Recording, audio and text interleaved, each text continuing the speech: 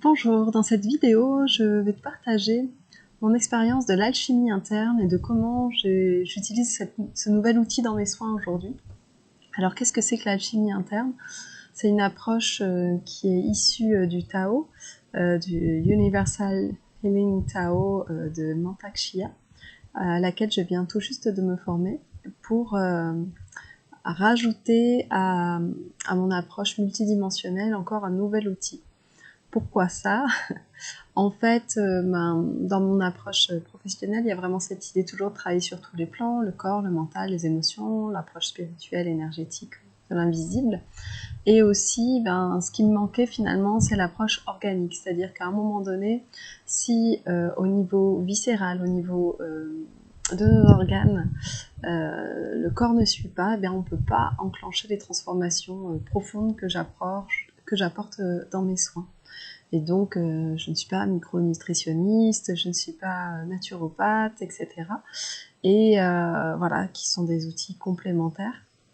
Mais quand j'ai découvert justement le Universal Healing Tao, j'ai compris à quel point c'était complémentaire avec ce que je faisais déjà, parce que c'est une approche qui permet, on va pouvoir faire un thème astral alchimique, et de ce thème astral, on peut déterminer quels sont les différents organes en présence enfin surtout les points forts et les points faibles. C'est-à-dire qu'on va dire qu'il y a des groupes d'organes basés, on va dire, sur la médecine chinoise qui sont associés à des éléments, le foie avec le bois, le cœur avec le feu, etc. Et sur ces 5 groupes d'organes, on devrait, pour être parfaitement équilibré, avoir 20% dans chaque groupe. Et finalement, on va se rendre compte qu'on peut avoir des organes qui sont en plus d'énergie, d'autres en manque, et comment on va apprendre à réguler nos organes, et donc les émotions qui y sont associées, et donc l'énergie disponible. Parce que c'est une roue d'énergie qui circule, et donc s'il y a un surplus ou un manque à certains endroits de la roue, finalement, ça va créer un déséquilibre qui va se perturber et se répercuter sur tout le système.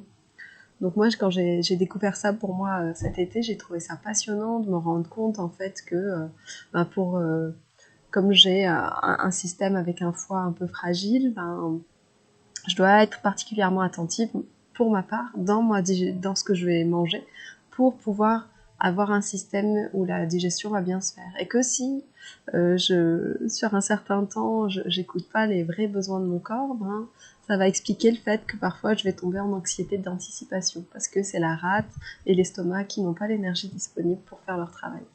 Voilà, c'est un exemple parmi d'autres de choses que j'ai appris grâce à cette lecture de mon astrologie d'alchimie interne.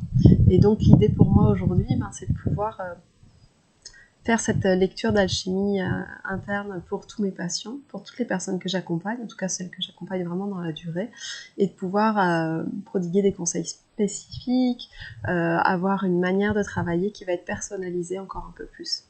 Voilà, j'ai été un tout petit peu initiée au Human Design aussi, c'est un peu dans la même logique en fait.